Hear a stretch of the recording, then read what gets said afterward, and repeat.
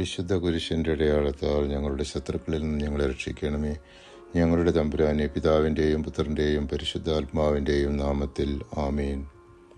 ദൈവകോപത്തിൽ നിന്നും ആത്മശരീരങ്ങളെ നീക്കിക്കളഞ്ഞ് ദൈവത്തിങ്കിലേക്ക് തിരിച്ചുവരവ് നടത്തുന്നതായി വിവരിക്കുന്ന തിരുവചന ഭാഗമാണ് 1 രാജാക്കന്മാർ 8-ാം അധ്യായം 46 മുതൽ 49 വരെയുള്ള തിരുവചനങ്ങൾ.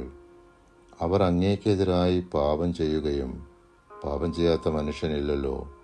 അവിടുന്ന് കോപിച്ച് അവരെ ശത്രുവിനെ ഏൽപ്പിക്കുകയും ശത്രുക്കൾ അവരെ സമീപത്തോ വിദൂരത്തോ ഉള്ള തങ്ങളുടെ ദേശത്തേക്ക് തടവുകാരായി കൊണ്ടുപോവുകയും അവർ അവിടെ വെച്ച് ഹൃദയപൂർവ്വം പശ്ചാത്തപിച്ച് ഞങ്ങൾ പാപം ചെയ്തു പോയി അനീതിയും അകൃത്യവും പ്രവർത്തിച്ചു എന്ന് ഏറ്റുപറയുകയും ചെയ്താൽ തങ്ങളുടെ തടവുകാരാക്കിയ ശത്രുക്കളുടെ ദേശത്ത് വെച്ച് അവർ പൂർണ്ണ ഹൃദയത്തോടും പൂർണ്ണ ആത്മാവോടും കൂടെ അനുതപിച്ച് അങ്ങ് അവരുടെ പിതാക്കന്മാർക്ക് ദാനം ചെയ്ത ദേശത്തേക്ക് തിരഞ്ഞെടുത്ത നഗരത്തിലേക്കും ഞാൻ അങ്ങേക്ക് നിർമ്മിച്ചിരിക്കുന്ന ഈ ഭവനത്തിലേക്ക് നോക്കി അങ്ങയോട് പ്രാർത്ഥിക്കുകയും ചെയ്താൽ അങ്ങ് വസിക്കുന്ന സ്വർഗത്തിലിരുന്ന് അവരുടെ പ്രാർത്ഥനകളും യാചനകളും ശ്രവിച്ച് അവരെ രക്ഷിക്കണമേ.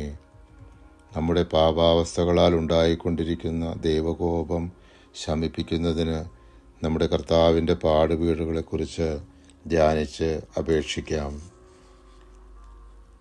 അനാദിപിതാവായ സർവേശ്വര, അങ്ങേ തിരുക്കുമാരൻ്റെ ആത്മാവ് ശരീരത്തിൽ നിന്ന് പിരിയുന്ന സമയം സർവാംഗവും താൻ അനുഭവിച്ച ദുഃഖസങ്കടങ്ങളെ തൃക്കൺപാർത്ത് ഞങ്ങളുടെ പാപങ്ങളൊക്കെയും പുറത്ത് ഞങ്ങളുടെ ആത്മശരീരങ്ങളിൽ നിന്ന് അങ്ങേ കോപത്തെ അകറ്റണമേ. ആമേൻ.